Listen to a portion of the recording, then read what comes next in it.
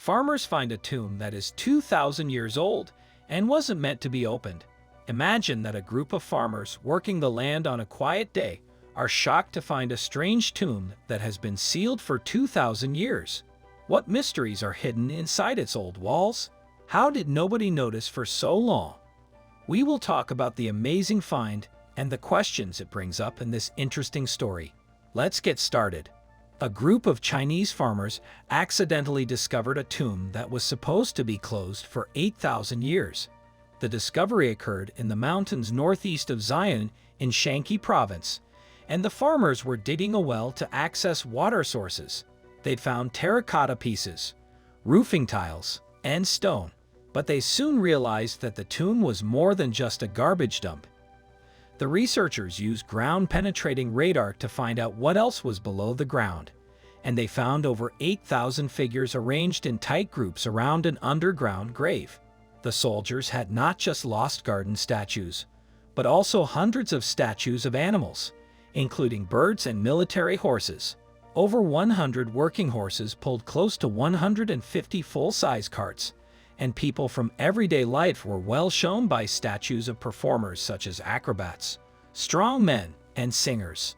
The Terracotta Army was responsible for protecting Qin Shi Huang's tomb, which was built in 210 BC. Archaeologists were now making their way through the soldiers to find Qin Shi Huang's treasures, but encountered a problem as they got closer to Qin Shi Huang's tomb. High levels of radiation had left behind more than just soldiers to protect his grave. During his lifetime, Emperor Qin Shi Huang was obsessed with finding the key to eternal life and sent armies in search of it. He sent armies in search of an eternal elixir and became fond of an unusual liquid, which he thought was mercury. Another Chinese grave was found in the same decade, 3,000 years ago, in the Xinjiang Autonomous Area of northwest China. The man was buried in a fancy outfit with red leather boots and leather shoes, and the torches had two sets of sharp lines on the bottom and darker, pointed shapes on the legs with stripes on top. The tombyrd, called the Angai tombs, was used for 1,400 years. By carefully digging up the bodies, researchers are learning more about what was most important to the people who lived in China during that time. The Turpan Basin is a real gem, and the graveyard has been carefully maintained to preserve its history. Dr. Patrick Wortman, a historian at the University of Zurich, highlights the importance of preserving ancient groups' pasts due to their natural preservation in hot and dry environments.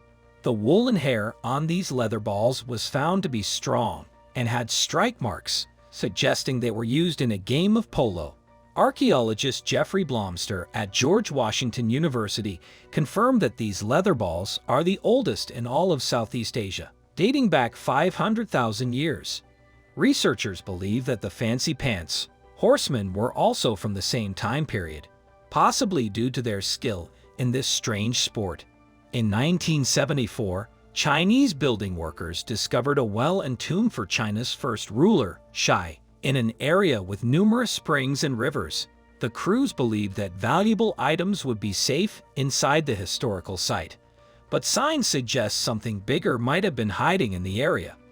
The Emperor's Army tomb in China is a massive terracotta statue of 8,000 warriors, troops, archers, horses, and generals.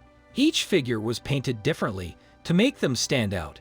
It took 10 years to cut them, and the more people studied them, the more amazed they were. The statues were placed facing east, towards lands that the emperor and his troops had already taken over. There were 3 different pits with these warriors. The first pit, which was 150,000 square feet, had warriors with bows, 11 rows of troops in armor, and some fighters in wooden chariots pulled by 4 clay he's. The second pit was about half the size of the first pit and had mostly archers, while the third pit was the smallest but also the biggest, with warriors serving as the commander's honor guard. The terracotta figures were made using various techniques, including the Mr. Potato Head method, using pre-made facial parts, or enlisting prisoners. The tomb covers 38 square miles and contains a lot of booby traps, making scientists afraid to look below. During the Cold War, Tension between the People's Republic of China and the Soviet Union escalated due to fear of a nuclear disaster. In 1969, at the request of Chairman Mao Zedong, the Chinese government built a huge network of tunnels below the ground to protect the country. Over 300,000 men, women, and children worked on the project, which led to the destruction of many old buildings and cultural sites and the construction of underground bunkers in 75 of China's biggest cities. However, the bombs never went off, and when Mao Zedong died in 1976, the fear of being wiped out by the Russians disappeared.